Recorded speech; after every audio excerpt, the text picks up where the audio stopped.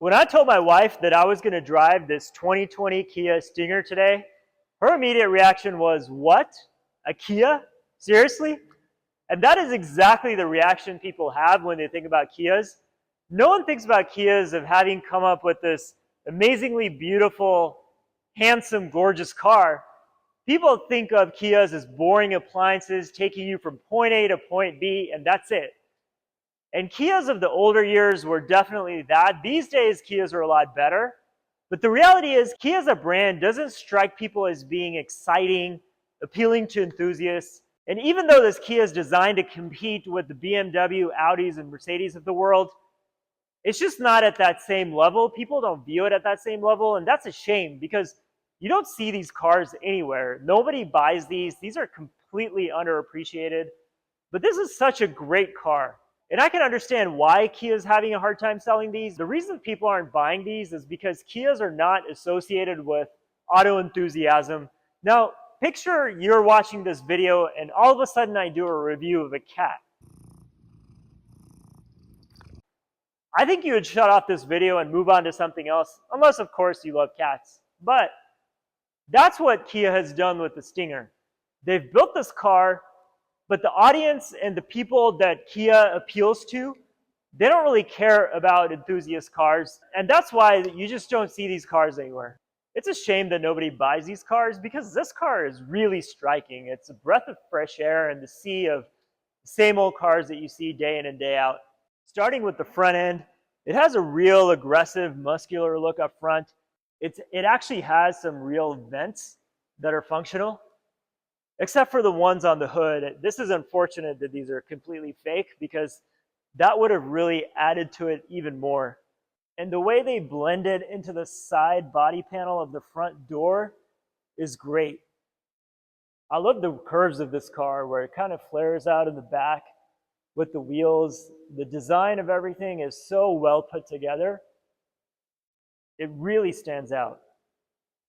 The good looks of this car translate all the way throughout the vehicle, including the rear end where you see the nice light design and the badging and the quad exhaust. It really, all of it comes together really nicely. This fastback design means that it's a hatchback right here.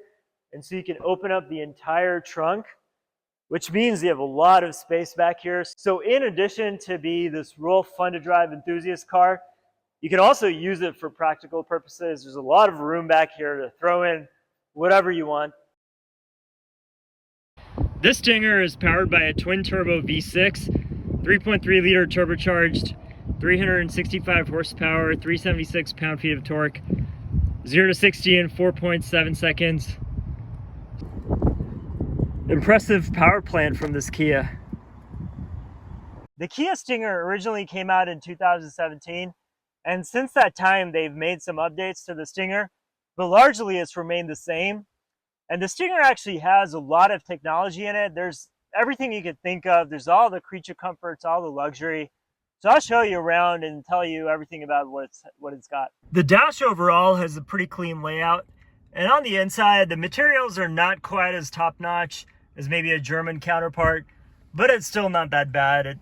The fit and finish don't feel quite as good, and there's a bit of a plasticky feel on some of the stuff that you see in here. It's got this 8-inch display, and it's pretty functional. You hit the setup button, and the menu is pretty easy to navigate. The touchscreen's good.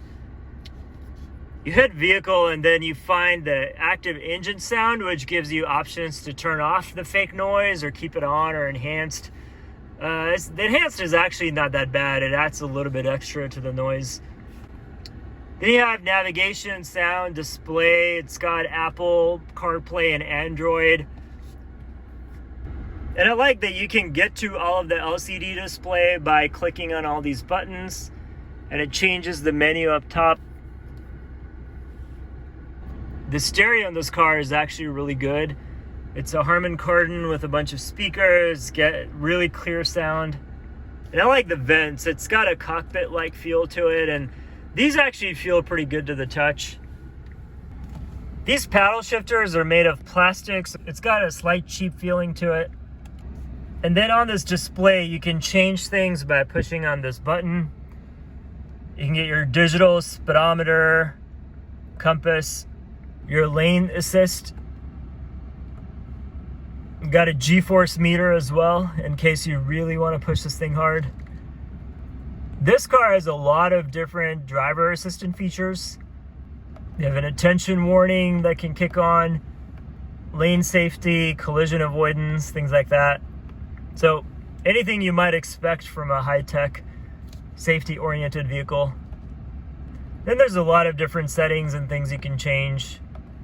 And all of this works pretty well, just like its German counterparts. So from a technology perspective, you really do have everything that you would need. Also, you have dual zone climate control. And then you have heated and cool seats in this car. And you can use the same button to do both, which is cool. Parking sensors, traction control off. You can switch the drive mode through this dial over here. The cup holders are on the smaller size, but in the center console, you do have quite a bit of space in here for storage. With the drive mode, you have some options. So if you go into vehicle, you can change and customize the sport mode. Just keep it on powertrain, go to comfort, eco, sport. Steering, same thing. So you can kind of mix and match it up if you'd like. So it's nice that they gave you these options. Coasting, you can decouple the engine from the transmission for better fuel economy, so that's kind of interesting. Then when you turn off the car, something interesting happens. There was a little chime there that you heard that is very similar to what I hear from my LG washing machine.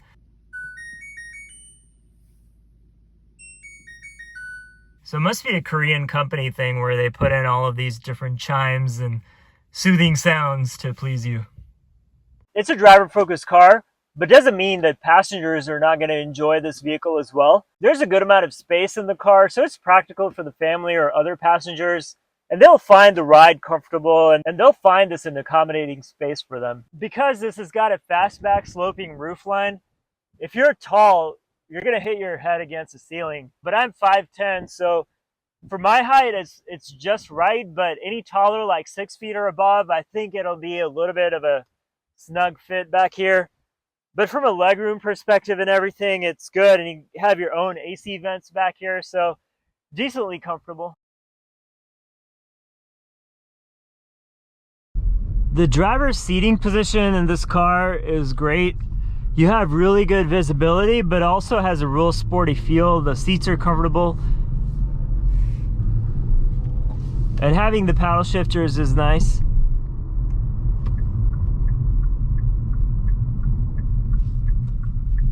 If you want to put it into sport mode, just twist this dial down here by your fingertips. And really, sport mode is all you care about with this car. In sport mode, it shifts a lot harder than in regular mode. It takes up the enthusiasm of this car a couple notches.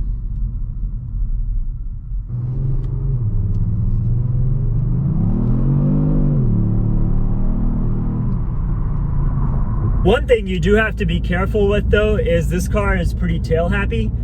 So if your rear tires don't have a lot of tread on them, or if you get a little bit too excited and spirited, you could lose the back end of this car. With traction control, it's not quite as bad, but if you want traction control off, you better be careful because it's 376 pound-feet of torque on the rear wheels. It can get you into trouble. General driving impressions though is that it's got plenty of straight line speed. You have a lot of fun with that, but it's also a good canyon carver. You can enjoy this on any kind of good winding roads out there. Having the manual shift mode with the paddle shifters makes things a little bit more interesting, and especially when you have 365 horsepower and you really want to step on it. Man, that's pretty serious power. Again, you have to realize that this is a Kia after all.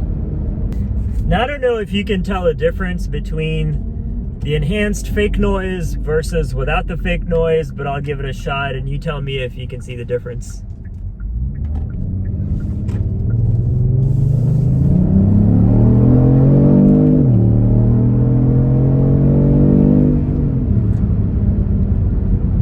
That was pretty throaty. Now let's try it without the fake noise.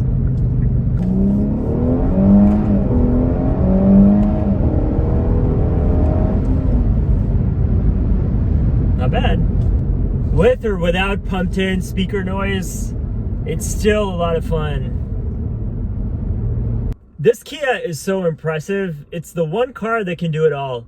If you were to compare this to a basketball athlete, this is the car that can be your center, your power forward, your point guard, and literally play all positions. So if you just had one car that you had to get to do everything for you, the Kia Stinger can check all those boxes.